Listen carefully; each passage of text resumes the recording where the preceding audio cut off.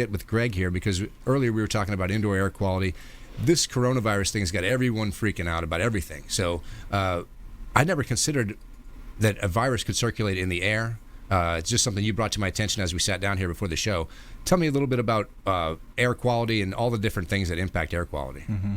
Yeah, well, just backing up a little bit, when we talk about air quality, the EPA has designated there's 3 what they call danger levels to indoor air quality. There's dust or dander or that type of pollen, that type of thing floating in the air.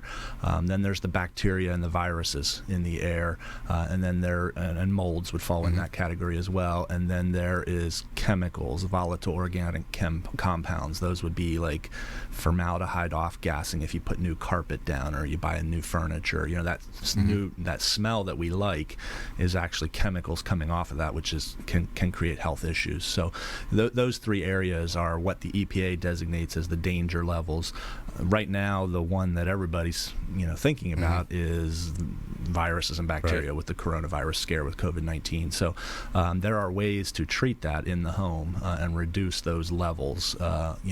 Using your air conditioning to circulate the air through the air conditioning system, it can be treated, and we can address those issues. Now, we're not trying to create any panic or fear or say that the coronavirus is in the air or anything, but the fact is we just don't know everything about all these different pathogens and viruses that are out there. So taking the best steps and the most educated steps you can in terms of your own air quality for you and your family just makes sense. So a guy like Gregg Bowman can come in and do an assessment and kind of help you point out some of the weaknesses you might have in your system.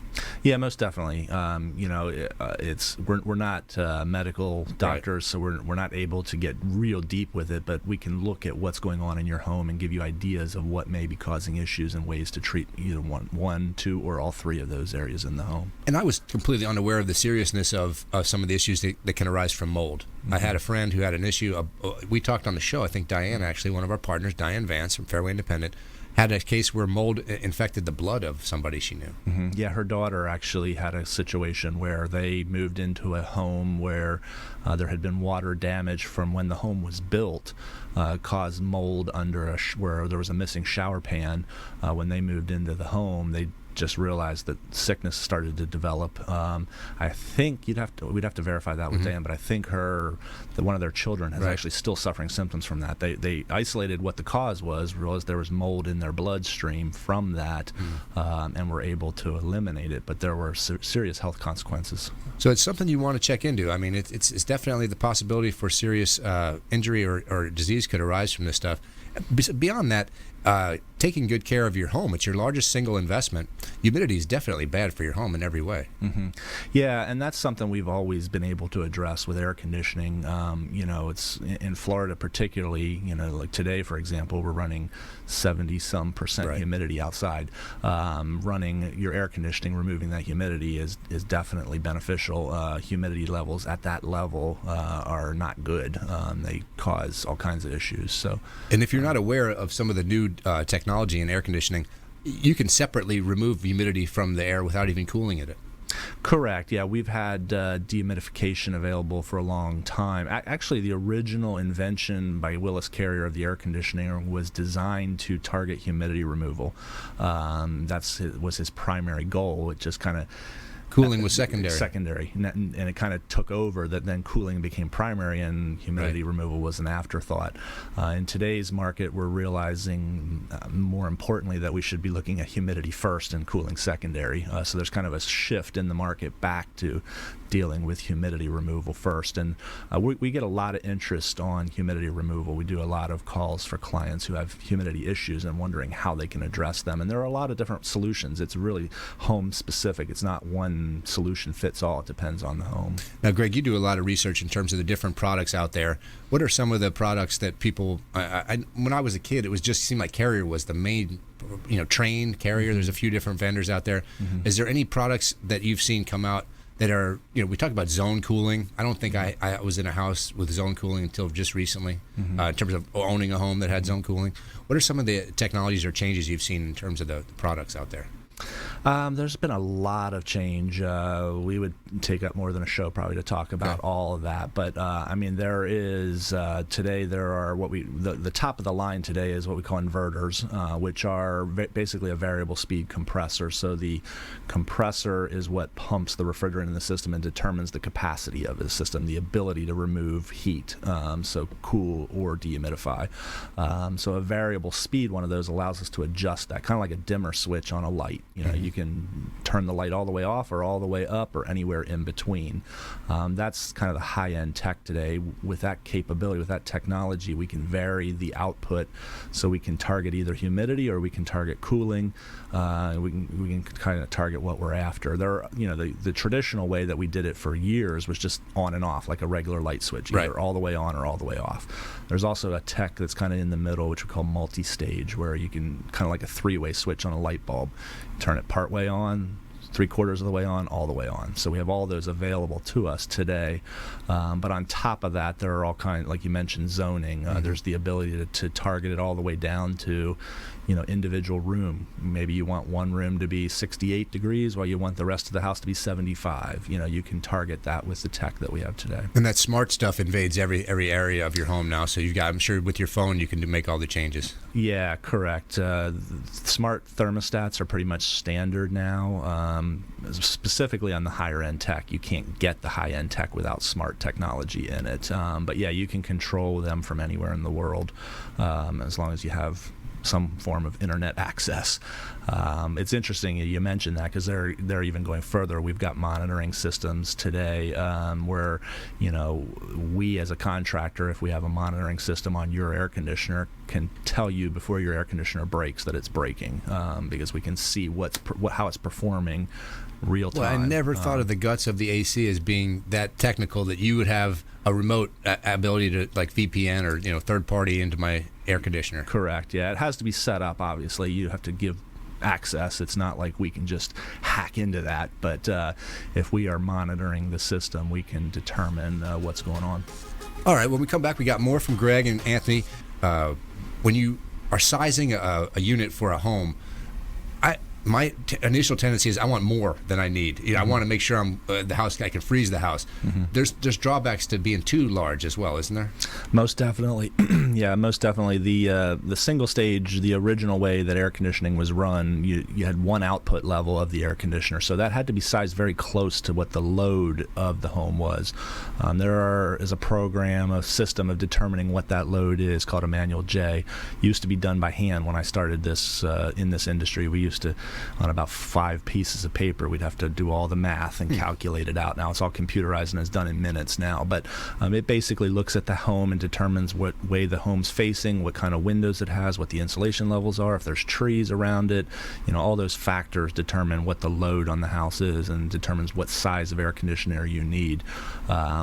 What becomes a problem is some people were like, well, I want to keep it at 65 degrees in this house. The previous owner kept it at 75.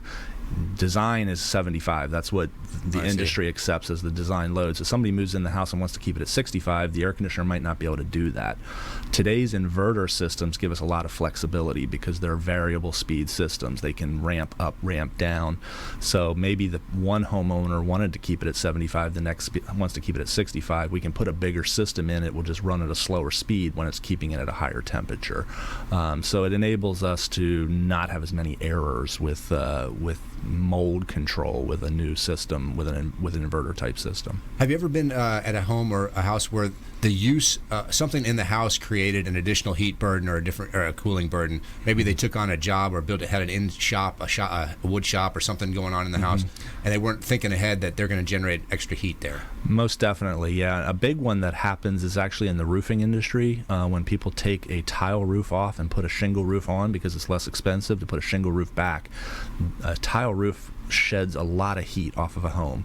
So there's a huge benefit there, but there's also a huge cost in the upfront cost of the roofing. So we get called in a lot of times to homes that say, well, my air conditioner always used to keep the house cool and it no longer does. One of our first questions when we look at and see a new roof is, what kind of roof did you used to have?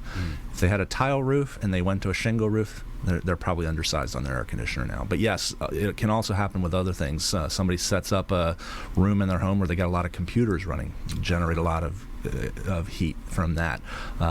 Humidity, we ran into a problem one time where somebody kept a lot of fish in aquariums in their home. It was increasing humidity levels in the home. So there's a lot of factors that go into it. It's not one size fits all. Gotcha. So it's something you better consider is the way you're going to use your home, not just the average temperature that you want to keep it at. And then I have a lot of folks that hate to turn on their heat. They just refuse. So they'll rather wear a jacket in the house and keep the house at 55 degrees than turn on the heat. What are you seeing in terms of folks in Florida using their heat? I know that they pop it on the first time and they get that smell because the dust burns off or whatever it is. What are some of the new systems, the HVAC systems, the heating is just as efficient as the air conditioning side? Correct. If you have a heat pump, then the heating and the air conditioning, heating and cooling capacities are pretty much the same efficiency. It's a slight difference, but pretty close. A lot of homes have this straight electric heat, which is what you were talking about when it hasn't run all year. Right. The first time you turn it on, get that burning smell, the dust burning off of the elements. That is basically giant toaster elements that are burning dust off of them because they haven't run in a year. And that's straight electric heat, very inefficient. Basically $1 in gets you $1 of heat out. The heat pump system is about 400 to 500% more efficient. So Really? every $1 in, you get $4 to $5 of heat out. How are they heating the air differently than coils, or what's the technology? It's essentially an air conditioner running backwards. An air conditioner, we often think, the consumer thinks of an air conditioner as cooling the home, but really what an air conditioner is transferring heat. It's transferring the heat from inside the home to outside the home. Okay. When it's a heat pump running backwards, it's just reversing that process. It's transferring heat from outside the home inside the home. It can find heat outside even if it's 30 degrees outside. There's still heat in that air. It can extract heat and make the outdoor air colder and bring that heat inside. Now, I know in Florida, especially in my home, for instance, I have a crawl space above, but it's not where you want to go. I can't imagine that you do a lot of work. I mean, you're bigger than I am, and that crawl space is not where you want to be. So how do you deal with that? Smaller guys. I'm enjoying this stage in life where I don't have to crawl in those tight spaces anymore. But yes, we do have to get into those areas sometimes. Now, sometimes there's areas that just are inaccessible, and the only way to get to them is tear down drywall, to get to them. Are you familiar with a product that is able to reduct or go inside the duct? My fear is that in that small crawl space, which I can't get into, that there's a gash or a tear in the line that's leaking. I'm just cooling my attic and it's just blowing out of the house. But I can't get up in there and look at it. Is there a machine or a tool? There is a technology. We don't employ it in my company just because it's a costly technology to invest in. But yes, there is a technology on the market that does that. It basically uses a kind of like an aerosol spray that goes into the ducts, and they pressurize the ducts, and as the ducts are leaking, that aerosol spray that they're putting in is atomized. It starts to collect on the openings where it's leaking out and builds up and eventually seals that hole. Oh, it's like the tire fix for a flat tire. Similar, yes. Yeah. Wow. It's an expensive technology to invest in as a business. That's why we haven't done it yet, but I've toyed with it. We're on the verge of considering it because there is a market for it, like you're talking about, in situations where your home just can't be accessed. How often do you run into an issue where it's the ducts and there's a leak or there's a problem? A huge amount of the time. We had talked about it, I think, the last show or the show before that I talked with Brandon, that there's been a test done by the government that was released last year or the year before that 90% of the homes they tested had duct leakage that needed improved. 90 to 100%. 40 to 50% had other problems, but 90% of them had duct leakage. But we run into it all the time. That there are issues. I can see the inefficiency in your house. Down here, it's so hot out, and any small inefficiency is going to make that thing work extra hard. Most definitely, yeah. And that's actually a factor in sizing of equipment. Like when we size our equipment here in Florida, it's sized differently than it is in Connecticut, for example, because there's just different climates and different temperature zones you're dealing with. So lots of information for you, whether it's about investing in yourself and your own business or your air conditioning system, and they're all important. Come back and learn a little bit more about us. We're going to go into a break here. When we come back, I got a feel-good story for you.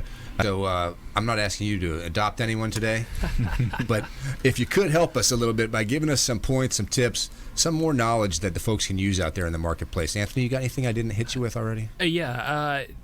I just want you. I don't care what age you are listening to the show right now. Just envision. Don't close your eyes because I imagine you're driving right now, unless you're watching the playback. We're not taking that. Yeah.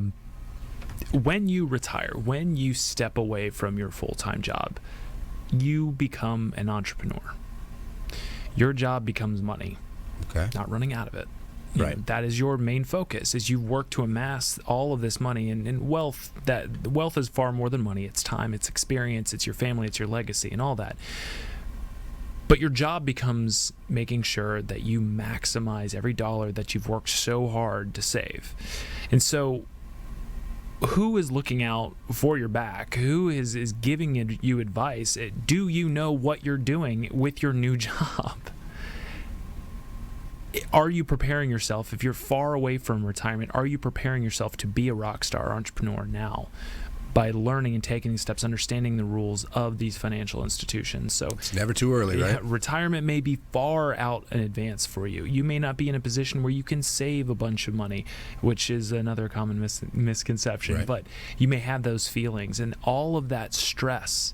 You talk about people adopting people and people committing those random acts of kindness.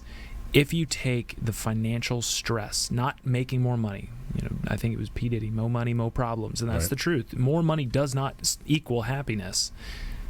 Removing the financial stress from your life allows you to commit those random acts of kindness. I completely agree with that. There's one thing to think money is very important. It's another to take it off your plate as far as a concern every day when you wake up. Absolutely. I can't stress that enough. Could not agree with you more. All right, Greg, what else you got for us? We talked about a lot about air conditioning today. I think we hit probably just about everything and anything except maintenance. I think there's nothing you can do more important for your air conditioner than maintaining it. That often gets forgotten. We often say love your air conditioner so it can love you back. Just giving it the maintenance it needs on a regular basis, changing those filters, having a professional maintenance done at least once a year. We recommend twice, but at least once a year. It is a machine. It performs better if it's tuned up and in best operating condition. So yeah, just maintain your air conditioner. I'm always amazed. I think it was my mom, maybe my aunt, unaware that they had to change the filter. Mm-hmm. I mean, I've had guys come in and say, when's the last time? I don't know. That's not my job. Right. Yeah, we run into that quite a bit. It's a little disturbing, actually. We've gone into jobs that 4 or 5 years after the people bought the property, and we get called out because the air's not working. And it is stunning. The things we find, yes. Yeah. And then the other one is the common one, you guys always say, flush the line. Mm-hmm. Be careful that you're going to have an issue. So a lot of the newer systems will shut off or not run if they're not draining. Mm-hmm. Is that right? Correct. That's in code now, but there's still issues that can back things up and create issues. But yes, in code now, they're supposed to have a safety shut-off device that if the drain stops running, it shuts the air off, and so you don't have a flood. But we still, unfortunately, get floods sometimes because of those devices fail. So if you're a homeowner and your air conditioning stopped working, you never know exactly what the cause of that is. Some of these systems are smart enough to kill themselves before they do real damage. Correct. Yeah. Well, the older systems would kill themselves if you did, right. And that's actually probably a lot of what happened because people didn't maintain them and the systems killed themselves. Today's systems are a little smarter that they will shut themselves down if things are going on that are going to cause a problem. So now you've got that special. What do you tell me about it? We have our VIP program for our maintenance. Basically, it's a monthly $14 a month, and we come out and maintain your air conditioner twice a year. We come out, flush the lines, help you with the filters, make sure the coils are clean,